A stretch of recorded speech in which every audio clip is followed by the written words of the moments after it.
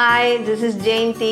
இன்றைக்கி நான் உங்களுக்கு ஒரு ஈஸியான பிரேக்ஃபாஸ்ட் செஞ்சு காட்ட போகிறேன். அது எப்படி பண்ணுறதுன்னு பார்க்குறதுக்கு முன்னாடி எங்களுடைய சேனலை சப்ஸ்கிரைப் பண்ணாதவங்க சப்ஸ்கிரைப் பண்ணிடுங்க. அது பக்கத்தில் இருக்க அந்த பெல் ஐக்கனை கிளிக் பண்ணி வச்சுக்கோங்க. அப்போ தான் நாங்கள் அப்லோட் பண்ண உடனே உங்களுக்கு நோட்டிஃபிகேஷன் வரும். இந்த வீடியோ பிடிச்சிருந்ததுன்னா லைக் பண்ண மறந்துடாதீங்க. இப்போ எப்படி செய்கிறதுன்னு பார்க்கலாமா?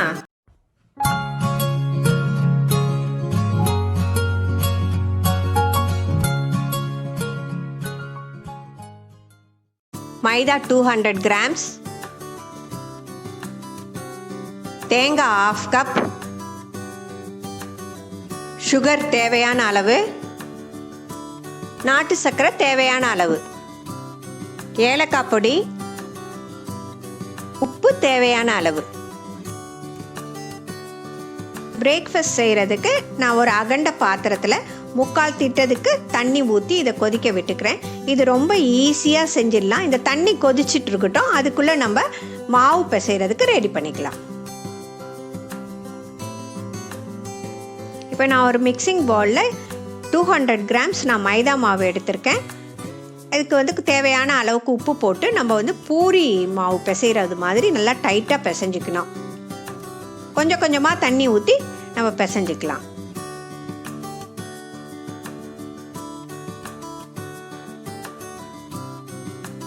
இந்த மாதிரி பிசைஞ்சிக்கிட்டு இதை நம்ம நீட்டாக இப்படி உருட்டிக்கிட்டோம்னா கட் பண்ணுறதுக்கு நம்மளுக்கு ஈஸியாக இருக்கும்.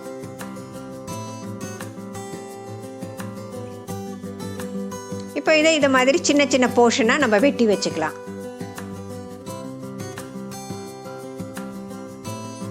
இப்போ ஒரு போர்ஷனாக எடுத்து நம்ம கொஞ்சம் மாவை டஸ்ட் பண்ணி இதை நம்ம பூரிக்கோட கொஞ்சம் பெருசாக திரட்டிக்கலாம்.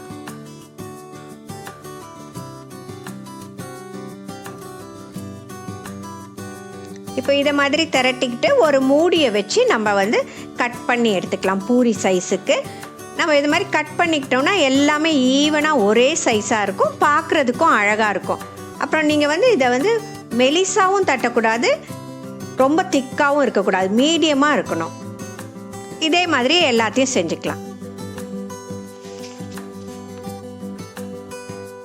இப்போ எல்லாத்தையும் ரெடி பண்ணியாச்சு. இந்த மாதிரி திக்னஸ் இருந்தால் போதும்.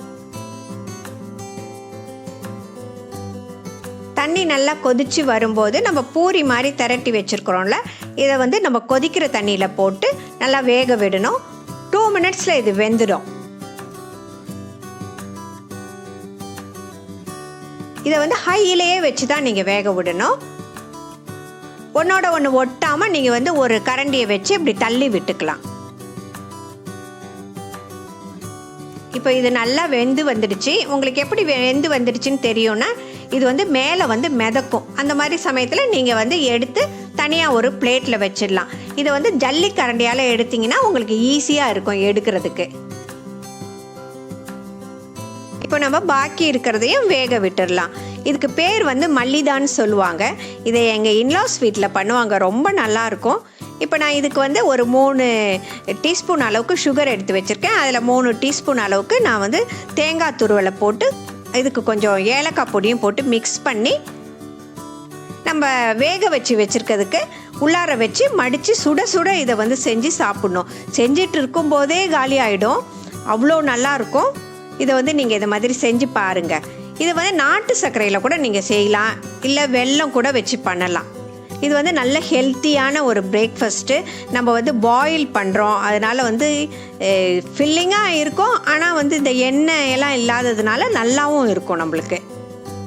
இதே மாதிரி நம்ம வெல்லம் வச்சு பண்ணலாம்.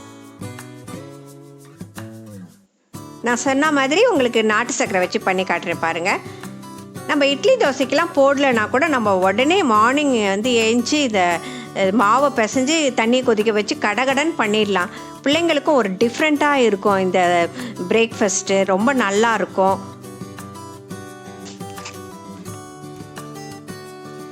இந்த மலிதா ரொம்ப ஈஸியாக பண்ணிடலாம். வீட்டில் இருக்கிற இன்க்ரீடியன்ஸை வச்சு ரொம்ப ஈஸியாக பண்ணக்கூடிய ஒரு பிரேக்ஃபாஸ்ட்டு. இதில் ஆயிலெலாம் கிடையாது, நல்லா டேஸ்டியாக இருக்கும். அதை சுட சுட சாப்பிடும்போது உள்ளார இருக்க அந்த தேங்காவும் அதில் இருக்கிற அந்த சுகரும் மெல்ட் ஆகி ரொம்ப டேஸ்டியாக இருக்கும். நீங்கள் இதை வந்து சுட சுட தான் சாப்பிடணும். ஏன்னா இந்த மைதா வந்து கொஞ்சம் நேரம் ஆயிடுச்சுனாக்கா சவுக்கு சவுக்குன்னு ஒரு மாதிரி இதுவாகிடும். அதனால் சுட சுட செஞ்சு கொடுக்கணும். எங்கள் மாமியார் வந்து சுட சுட செஞ்சுக்கிட்டே இருப்பாங்களாம். எங்கள் ஹஸ்பண்ட் வந்து கிச்சன்லேயே நின்று சாப்பிடுவோம், எவ்வளோ சாப்பிட்டோன்னே தெரியாது, அந்த அளவுக்கு நல்லாயிருக்கும் அப்படின்னு சொல்லுவாங்க. அது மாதிரி நீங்களும் செஞ்சு பார்த்துட்டு உங்களுடைய ஃபீட்பேக்கை எனக்கு கொடுங்க. அதுக்கப்புறம் எங்களுடைய சேனலை சப்ஸ்கிரைப் பண்ணாதவங்க சப்ஸ்கிரைப் பண்ணுங்கள். அதுக்கு பக்கத்தில் இருக்க அந்த பெல் ஐக்கனை கிளிக் பண்ணி வச்சுக்கோங்க. அப்போ தான் நாங்கள் வீடியோஸ் போட்ட உடனே உங்களுக்கு நோட்டிஃபிகேஷன் வரும். இந்த வீடியோ பிடிச்சிருந்தா லைக் பண்ண மறந்துடாதீங்க. Okay, see you, bye bye.